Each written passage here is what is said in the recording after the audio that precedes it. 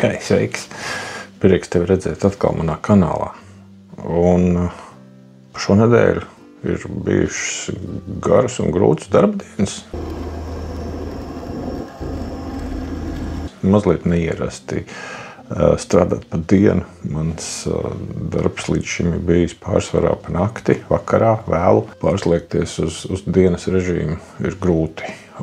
Tas nenotiek baigi viegli. Jau ir vairāk kā pusotrs mēnesis, algas vēl neesmu pārslēdzies. Tas liek arvien vairāk domāt par mana kanāla tēmu, par Ikigai, arī par to tēmu, kas ir bijis kā sērija par izdegšanām, par depresijām, par pārdomām. Un tas pārdoms ir.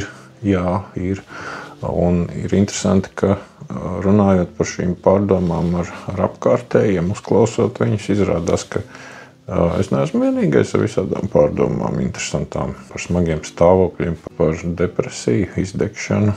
Man liekas, ka tas ir baigi svarīgi, kad es runāju ar cilvēkiem un viņi runā ar mani. Tas ir veids, kā mēs varam viens otram atvieglot šīs situācijas, jo tad, kad man liekas, ka es esmu viens un ar šādu ķibeli un varbūt, ka es esmu traks un šai pasaulē vienīgais un nekam nederīgais, tad ir baigi slikti. Bet tad, kad es saprotu, ka citiem ir līdzīgs ķibeles un citi jūtas līdzīgi, man šķiet, ka tas palīdz.